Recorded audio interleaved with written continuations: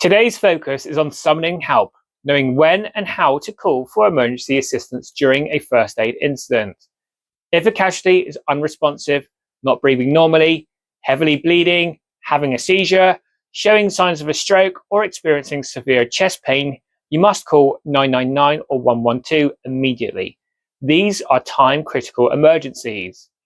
When calling, stay calm and be ready to provide the exact location of the incident, the nature of the emergency, the casualty's condition, and what first aid has been given so far.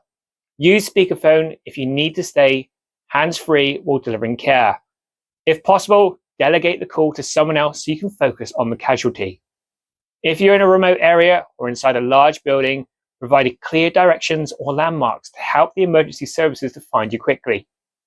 Promptly summoning help can save lives. Don't delay when it's clear that professional medical assistance is needed.